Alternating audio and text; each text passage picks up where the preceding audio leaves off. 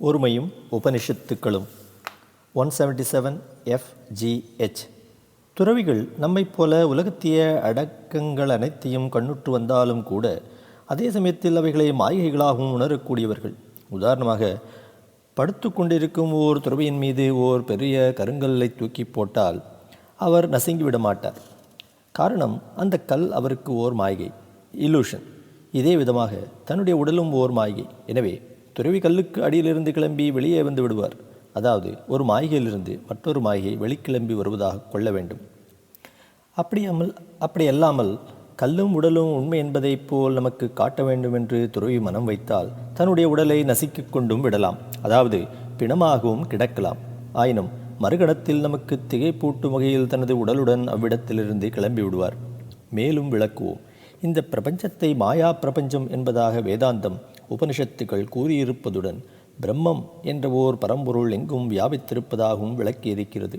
மேலும் நம்மால் காணப்படுபவைகள் அனைத்தும் மனஸ் என்ற அந்த பரம்பொருளின் பிரதிபலிப்புகளே தவிர உண்மையல்ல என்பதும் வேதாந்தமாகும்.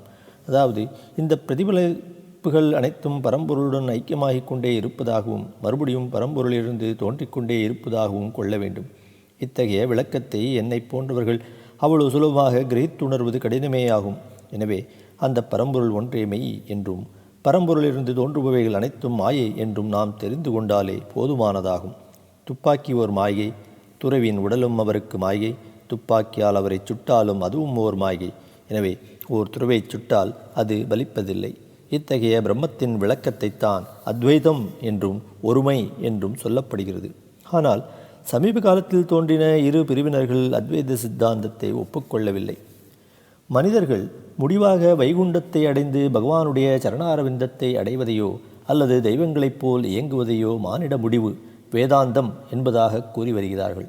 அதாவது தெய்வம் வேறு நாம் வேறு என்ற இரண்டை குறிப்பிட்டு துவைதம் விசிஷ்டாத்வைதம் என்ற சித்தாந்தங்கள் ஏற்று வருகின்றனர். ஆகவே இந்த பொருளுலகத்தில் அத்வைதத்தை நம்பாதவர்கள் தங்களை பொதுவாக துவைதிகள் என்றும் அத்வைதத்தில் நம்பிக்கையுள்ளவர்கள் அத்வைதிகள் என்றும் கூறிக்கொள்கிறார்கள். உபனிஷத்துகளை ஆராய்ந்தறிந்த ஓர் மேதை கூறுவதாவது: doctor விண்டர்னிட்ஸ் computes that there are over 200 works which styles themselves Upanishads. Many of them can never claim any direct affiliation to the Vedas and are clearly sectarian in tenor. They reproduce almost verbatim some passages from the canonical Upanishads, jumbled with other passages that exalt a particular sectarian divinity to the status of Brahman. Such titles as Gopi Chanda no Parishad betray their sectarian origin. The great Shankaracharya, who was the first to write commentaries on the Upanishads, selected only 10 Upanishads as being genuine and purely philosophical in their outlook.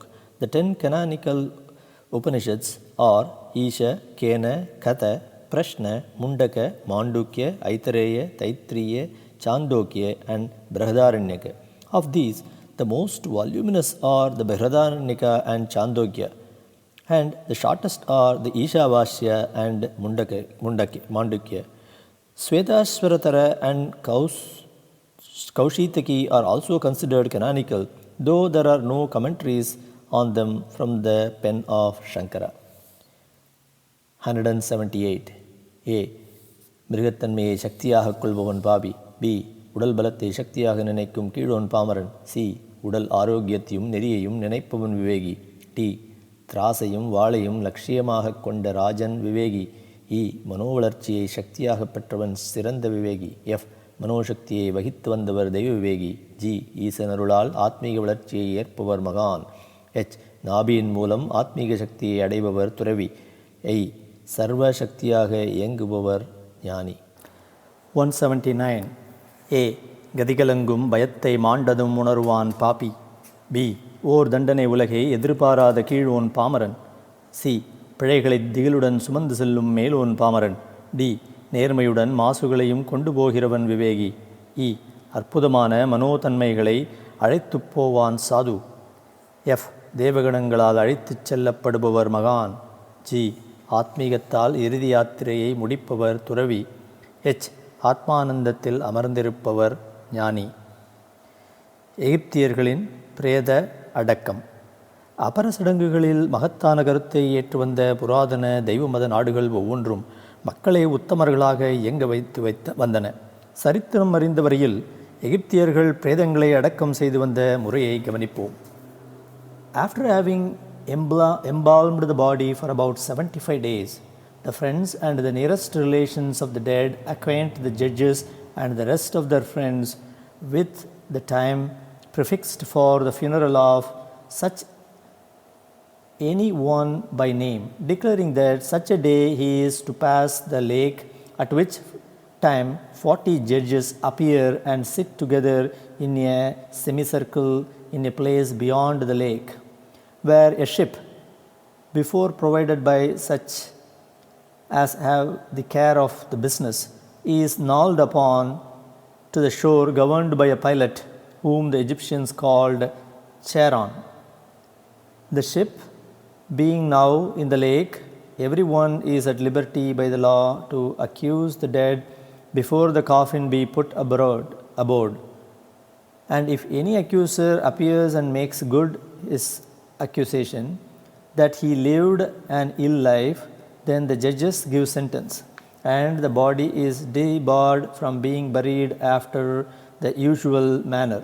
But if the informer be convicted of scandalous and malicious accusation, he is very severely punished.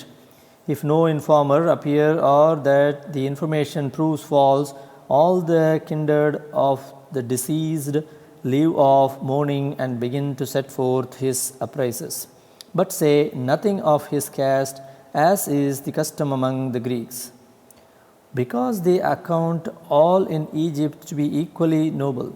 But they recount how the deceased was educated from a child, his breeding till he came to man's estate, his piety towards the gods and his justice towards men, his chastity and other virtues, wherein he excelled, and they pray and call upon the infernal deities to receive the deceased into the society of the just. The common people take it from the other and approve of all that is said in his praise with a loud shout and set forth otherwise his virtues with the highest praises and strains of commendation, as he that is to live with the just in the kingdom of Jove.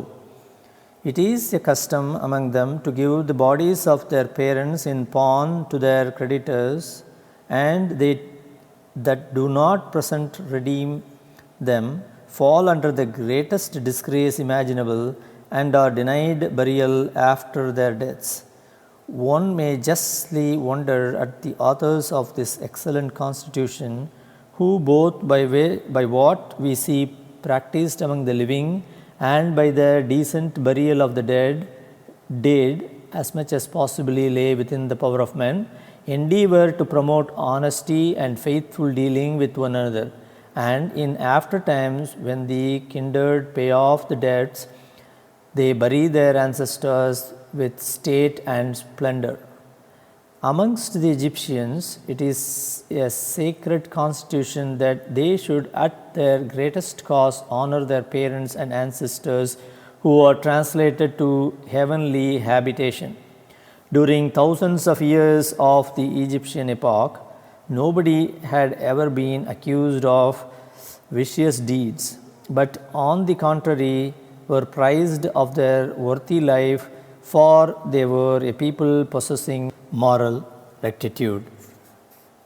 எகிப்திய பிராமணர்கள் இறந்தவர்களின் ஜீவாத்மாக்களை அவர்களுக்கு உற்ற புனித பிரதேசங்களுக்கு தற்காலிக ஆனந்தமயமான வாழ்க்கை அனுப்பி வைக்கும் யோக்கியதையை ஏற்று வந்தனர். இத்தகைய ஒரு மேன்மைக்கு அவர்கள் தெய்வங்களின் அனுமதியை பெற்றிருந்தனர். இதை இத்துடன் நிறுத்திக் கொள்வோம். இக்காலத்தில் துயரம், தீரா கவலை, கோர நோய், வறுமை போன்றவைகளை தாங்க முடியாத சிலர் தற்கொலை செய்து கொண்டு விடுகிறார்கள். அது தவறு. அவர்களுக்கு ஓர் குறிப்பிட்ட காலம் வரையில் கர்மாக்கள் செய்யப்படுவதற்கு தடை விதிக்கப்பட்டிருக்கிறது. அதாவது கர்மாக்கள் புரியப்பட்டாலும் பலன் கிட்டாது. எனவே உடலற்ற அந்த ஜீவன்கள் பசி தாகத்தால் தவித்து வருகின்றன. எனவே அந்த எந்த ஸ்திரீகளுக்கு பைசாச உபாதை விதிக்கப்பட்டிருக்கின்றனவோ அவர்களை இந்த ஜீவன்கள் போற்றிக்கொண்டு அளவற்ற உணவை ஏற்று வரும். மேலும் பைசாசத்தை போற்றிக்கொள்ள நேரிட்டுவிடும். ஸ்திரீகளோ கூடாத சேஷ்டைகளை ஏற்று குடும்பத்தினருக்கு வேதனை கொடுப்பவர்களாக மாறிவிடுவார்கள். இத்தகையவர்களை பிசாசு பிடித்திருக்கிறது என்று கூறப்படுவது வழக்கமாகும். தற்கொலையை ஏற்ற ஜீவன்களுக்கு விலக்கேற்றவுடன் ஸ்திரீகள் விடுதலை பெற்றுவிடுவார்கள். சில தற்கொலை ஜீவன்கள் அவர்களுக்கு விதிக்கப்பட்டிருக்கும் காலமுறையில் பசியால் தவிப்பதும் உண்டு. கர்மாவின் பலன்களை ஏற்க முடியாத இவைகள் தெருவில் கிடக்கும் பதார்த்தங்களை கிரகித்துக் கொள்வதுண்டு. பைசாச உபாதைக்கும் மூளைக்கோளாற்றுக்கும் சற்றேனும் சம்பந்தம் கிடையாது. நிற்க இந்த உருவமற்ற ஜீவன்கள் தங்களுடைய குடும்பத்தினரை அடைந்து அவர்கள் எந்த நிலைமையில் உள்ளார்கள் என்பதை கவனிப்பதுண்டு. ஆனால் அவர்களிடம் பேச முடிவதில்லை. குடும்பத்தினராலும் அந்த ஜீவனை காண முடிவதில்லை. 180A நரகலோகத்திய தண்டனைகளினால் அலறுபவன் Bobby. பி நரகலோக தண்டனைகளால் தவிக்கும் கெட்டவன் பாமரன். சி அற்ப தண்டனைகளை ஏற்கும் நல்லவன் பாமரன். டி யமலோக அபராதங்களை ஏற்பவன் விவேகி.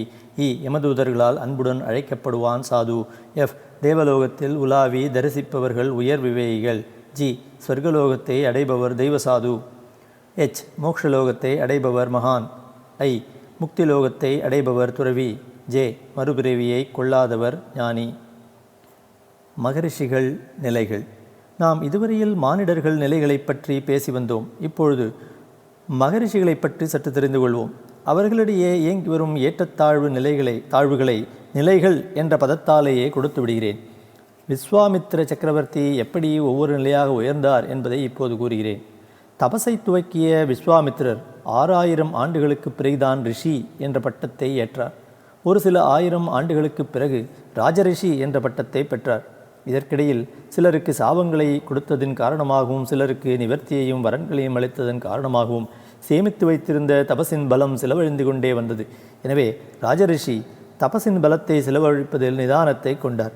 பிறகு தவத்தை துவக்கிய ராஜரிஷி 1000 ஆண்டுகள் முடிந்தவுடன் மகரிஷி என்ற பட்டத்தையும் பெற்றார். மேலும் தபசை நீடிக்க ஆரம்பித்தார். 1000 ஆண்டுகள் முடிந்தும் மேனகை தோன்றவே அவளுடைய கவர்ச்சியான சாகசத்தில் அவர் லயித்து விட்டார். ஆனாலும் தன்னுடைய முன்னேற்றத்துக்கு தடையப்பட்டு விட்டதை உணராமலும் இல்லை. எனவேதான் பிரம்ம ரிஷியாக மாறும் வரையில் 1000 ஆண்டுக்கு ஒரு முறை அன்னமெடுத்து தபசை நீடிப்பதென்ற சங்கல்பத்தை மேற்கொண்டார். மேனகையின் சம்பவத்திற்கு பிறகு துவக்கப்பட்ட தபசின் சக்தி வலுவடைய ஆரம்பித்த பொழுது ரம்பையை அனுப்பி வைத்தான் தேவேந்திரன். இம்முறை ரம்பையிடம் வசப்படும் தவறை மகரிஷி தவிர்த்துவிட்ட போதிலும் தேவையற்ற கோபம் என்ற தவறை ஏற்றுவிட்டார். அதாவது ரம்பை மகரிஷியின் சாபத்திற்கு இணையானால் சாபம் கொடுத்த மகரிஷியோ தன்னுடைய மாபெரும் தவறை உடனடியாக உணரலானார். ஓர் உன்னதமான நிலையை அடைவதற்கு சாந்தமும் சகிப்புத்தன்மையும் இன்றியமையாத நினைவிற்கு திருப்பிக் கொண்டார். எனவே மறுபடியும் தபசை நீடித்து விஸ்வாமித்திரர் 1000 ஆண்டுகள் முடிந்தவுடன் உணவை ஏற்க முற்பட்டார். திடீரென்று தேவேந்திரன் ஓர் பிராமணன் ரூபத்தில் மகரிஷிக்கு எதிராக தோன்றலானார். மிகவும் பட்டினியாக இருப்பதாக கூறி பிக்ஷை கேட்டான். இம்முறை மகரிஷி உஷாராகிவிட்டார். வந்தவன் யார் என்பதையும் அறிந்து கொண்ட மகரிஷி சற்றேனும் சினத்தை ஏற்கவில்லை. தான் அருந்தவிருந்த ஆகாரத்தை அன்புடன் வழங்கினார் விஸ்வாமித்திரர். ஓர் மகரிஷி கடுமையான தபசை ஏதாவது ஓர் நோக்கத்துடன் ஏற்று வந்தாலும் கூட தன்னுடைய ஸ்தானத்தை கைப்பற்றுவதற்காகத்தான் அவர் தபஸ் புரிகிறாரோ என்ற சந்தேகம் இந்திரனுக்கு தோன்றிவிடுவது வழக்கமாகும். ஆயினும் அதே க்ஷணத்தில் பிரம்மாவையும் எதிர்பார்த்தார். பிரம்ம ரிஷிகளுக்கான யோக்கியதைகள் அனைத்தையும் பூர்த்தியாகியும் பிரம்மா பிரத்யக்ஷமாகாததைக் கண்டு சற்று நிதானம் இழந்தார். உடனடியாக மனதை மாற்றிக்கொண்டார். தான் நினைத்த க்ஷணத்திலேயே பகவான் வரவேண்டும் என்று நினைப்பதே தவறு என்பதையும், எனவே உள்ளத்திலும் பொறுமையை வகிக்க வேண்டும் என்பதையும் உணர்ந்து விட்டார். ஆகவே பகவானிடத்தில் சர்வசங்க பரித்தியாகத்தை ஏற்று பகவானுடைய ஸ்மரணத்தில் அமர்ந்து விட்டார். அவ்வளவுதான். அக்னி ஜுவாலையைப் போலுள்ள தகிப்பை தாங்க முடியாமல் தேவேந்திர லோகம் தவித்தது. தேவர்கள் அனைவரும் இந்திரனுடன் பிரம்மலோகத்திற்கு விரைந்தனர். விஸ்வாமித்திரன் கோரிக்கையை உடனே நிறைவேற்றி வைக்க பிரம்மாவை கேட்டுக்கொண்டனர். பிரம்மா வந்தவர்களை அழைத்து கொண்டு பூலோகத்தில் உள்ள விஸ்வாமித்திரரின் தபோவனத்திற்கு வந்தார். விஸ்வாமித்திரர் பிரம்மாவின் பாதாரவிந்தரங்களில் வீழ்ந்தார். பிரம்மரிஷி என்ற பட்டத்தை பிரம்மா விஸ்வாமித்திரருக்கு அருளினார். எனினும் விஸ்வாமித்திரர் அத்துடன் திருப்தி அடையவில்லை. வசிஷ்ட மகரியின் வாக்கால் தனக்கு அங்கீகாரம் வேண்டும் என பிரம்மாவை கேட்டுக்கொண்டார். தேவர்களுடன் பிரம்மா வசிஷ்ட மகரிஷியை அணுகினார். வசிஷ்ட மகரிஷியோ விஸ்வாமித்திரர் இருக்கும் இடத்திற்கு நானே வந்து பிரம்மரிஷியின் பட்டத்தை அங்கீகரித்தார். வேட்டையின் பொருட்டு விஸ்வாமித்திர சக்கரவர்த்தி கானகத்துக்கு சென்றதும் வசிஷ்ட மகரிஷி சத்திரியனை வரவேற்று தன்னுடைய நந்தினியின் மூலம் காமதேனுவின் புத்திரி ஆயிரக்கணக்கான பரிவாரங்களுக்கு விருந்தளித்ததும் இதைக் கண்டு அதிசயித்த சத்திரியன் அத்தகைய ஓர் உயர்ந்த பொருள் தன்னை போன்ற சக்கரவர்த்திக்குத்தான் உரியதென்றும், எனவே நந்தினியை தன்னிடம் ஒப்படைத்துவிட வசிஷ்டரை கேட்டதும், அதற்குத்தான் ஏதும் சொல்வதற்கில்லை என்று வசிஷ்டர் கூறியதும், அரசனோ அதை பலவந்தமாக இழுத்துப்போக முற்பட்டதும், நந்தினியோ தான் ஆசிரமத்திலேயே தங்கியிருக்க வசிஷ்டரை கேட்டுக்கொண்டதும், பிரம்ம ரிஷியோ அது உன்னுடைய இஷ்டம் என்று பதிலளித்து விட்டதும், நந்தினியோ தன்னுடைய சக்தியால் படைகளை உற்பத்தி செய்து விஸ்வாமித்திர பரிவாரங்களை விரட்டி அடித்ததும், இதனால் கோபம் கொண்ட சக்கரவர்த்தி சேனைகளை அழைத்து வந்து வசிஷ்டரை கொன்றுவிட்டு நந்தினியை கொண்டு போக திட்டமிட்டதும், ஆனால் சத்திரியனின் அஸ்திரங்கள் எதுவும் வசிஷ்டருடைய பிரம்ம தண்டத்திற்கு எதிரில் பயனற்று போனதும் நீங்கள் அறிந்ததேயாகும். இந்த ஒரு சம்பவத்தின் மூலமாகத்தான் தானும் ஒரு பிரம்ம ரிஷியாக மாற வேண்டுமென்று விஸ்வாமித்திர சக்கரவர்த்தி ஆர்வம் கொண்டார். விவேகி, ராஜ்ய விவேகி, சாது, சிறந்த விவேகி, மகான் போன்றவைகளுக்கு சமமான நிலைகள் தேவர்களுக்கும் முக்கியமாக ரிஷிகளுக்கும் உண்டு. பொதுவாக குடும்பம், அந்தஸ்து, பதவி, ஆர்வம், கோபம், சினம், சாந்தம் போன்றவைகள் அவர்களுக்கும் உண்டு. ஆனால் ரிஷிகள் சிருஷ்டிகளில் அடங்கியிருக்கும் இரகசியங்கள் அனைவற்றையும் அறிந்தவர்கள். உலகின் உயர்ந்த கலைகளுக்கும் சாஸ்திரங்களுக்கும் கர்த்தாக்கள். சாபத்தை கொடுக்கக்கூடிய சக்தியை வகிப்பவர்கள். சாப விமோசனத்தையும் அறிவிக்கக்கூடியவர்கள். தாங்கள் நினைத்தால் தெய்வங்களின் இருப்பிடம் சென்று நேரில் தரிசிப்பவர்கள். எனினும் வல்லவனுக்கு வல்லவன் வையகத்தில் உண்டு என்பதைப் போல ரிஷிகளிடையே ஏற்றத்தாழ்வான சக்திகளும் உண்டு. சிலர் இணையற்ற தீர்க்கதரிசிகளாவர். சிந்தனையை துவக்குவதன் மூலம் யாவற்றையும் அறிந்து கொள்ளக்கூடியவர்கள். சிலர் கொடுத்துவிட்ட சாபத்தை நிவர்த்திக்கவும் கூடியவர்கள்.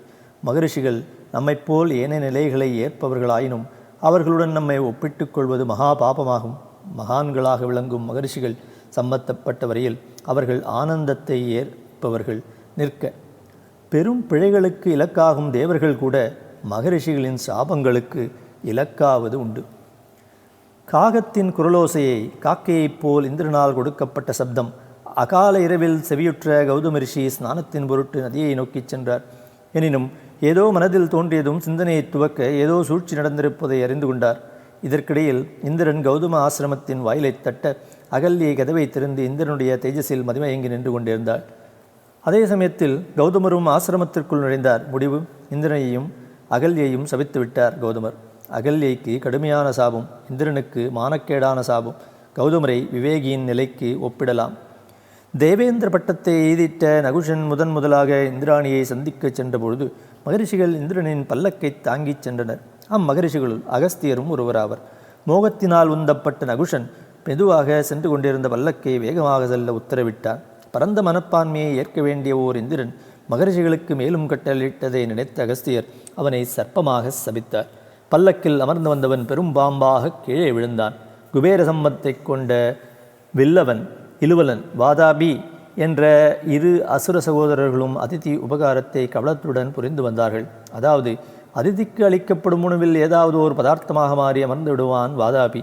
போஜனம் முடிந்தவுடன் வாதாபி வெளியே வா என்று வில்லவன் அழைக்க வயிற்றை கிழித்து கொண்டு வாதாபி வெளியே வருவதுமான ஓர் பயங்கர திட்டத்தை கடைபிடித்து வந்தனர். இத்தகைய உபாயத்தின் மூலம் பல ரிஷிகளையும் பெரியோர்களையும் அடித்து வரும் வண்ணமாக இருந்தனர். இதே உபாயத்தை அகஸ்தியரிடம் கையாள முற்பட்ட பொழுது இதை தீர்க்கதர்ஷினால் அறிந்து வைத்திருந்த அகஸ்தியர் வாதாபியை ஜீரணித்து போக உத்தரவிட்டார். மாயாவி மாண்டான். தான் கேட்ட செய்திக்கு பதில் கூறாமல் மெய்மறந்த நிலையில் தபசை ஏற்று வந்த ஓர் மகரிஷியின் கழுத்தில் ஓர் சத்த பாம்பை போட்டுவிட்டு சென்று விட்டான் பரீட்சித் மகாராஜன். இதையடுத்து அவ்விடம் வந்து பார்த்த மகரிஷியின் புத்திரர் பாம்பை அப்புறப்படுத்திவிட்டு பாம்பை போட்டவன் ஒரு வாரத்திலே பாம்பினாலேயே மரணத்தை அடைய கடவுது என்ற சாபத்தையும் விடுத்தார். அதே சமயத்தில் தபஸ்கலையவே மகரிஷியானவர், அப்பா குழந்தாய், ஓர் சிறிய விஷயத்திற்கு பெரிய சாபத்தை கொடுத்து விட்டாயே. அவன் இந்த ஒரு வாரத்திற்குள்ளாவது பாகவதத்தை சிரவணம் செய்து நல்ல கதியை அடையட்டும்.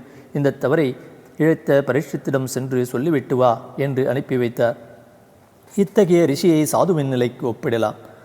துர்வாச மகரிஷி கோபிஷ்டர். சகுந்தலை தன்னை வரவேற்று வணங்கி உபசரிக்காததால் துஷ்யந்தன் அவளை மறந்துவிடும்படியான சாபத்தை கொடுத்தார்.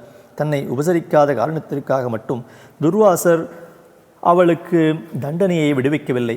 பெரியோர்களை பார்த்த மாத்திரத்திலேயே மற்றவர்கள் எந்தெந்த விதமாக நடந்து கொள்ள வேண்டும் என்ற ஓர் ஒழுக்க பண்பிலிருந்து தவறக்கூடாது என்பதே துர்வாசரின் நோக்கமாகும். இந்த சம்பவத்தை கவனிக்கும் பொழுது கிரேக்க தேசத்திய ஜூபிட்டர் பகவான் அதித்தி உபசாரம் புரியாதவர்களை தண்டித்து வந்த ஓர் நிகழ்ச்சி எனக்கு ஞாபகத்திற்கு வருகிறது. நிற்க தண்டனைகளை கொடுக்கும் ராஜ்ய விவேகிக்கு சமானமாக துர்வாச மகரிஷியை ஒப்பிடலாம். பூமியில் விழுந்த ஓர் கந்தர்வனின் நிழலை கண்ணுற்ற ரேணுகா தேவி சற்று அயர்ந்து போனாள். இதன் காரணமாக ஆசிரமத்திற்கு திரும்ப சற்று தாமதப்பட்டதை அக்கண்ணால் அறிந்து கொண்ட ஜமதக்னி மகரிஷி மனைவியை சிரச்சேதப்படுத்த தனையனான பரசுராமனுக்கு உத்தரவிட்டார். தந்தையின் ஆக்ஞையை சிறமேற்கொண்ட தனையன் தயக்கத்தை கொள்ளாமல் நிறைவேற்றி வைத்தான். இதையடுத்து தனக்கு இஷ்டமான ஓர் வரனை கேட்டு வாங்கிக் கொள்ள தனையனுக்கு உத்தரவிட்டார் மகரிஷி. தனையனோ தனது தாயின் உயிரை மீட்டுக் கொடுக்க வேண்டிக் கொண்டார். வாக்கை தவற முடியாத மகரிஷியும் ரேணுகாவின் உயிரை மீட்டுக் கொடுத்தார். ஜமதக்னி மகரிஷி அற்ப பிழைக்கும் கடுமையை காட்டுவரை போலவும் உயிரை பிழைக்க வைக்கும் சக்தியை ஏற்கும் ஓர் உயர்ந்தவராகவும் காணப்படுகிறார். அறியாமல் தெய்வ அவதாரத்தை ஏற்பவர்களுக்கு உள்ளம் நடுங்கும் தண்டனையை கொடுக்கும் தெய்வ சாதுக்களும் உண்டு. எனவே ஜமதக்னியை தெய்வ சாதுவின் நிலைக்கு ஒப்பிடலாம்.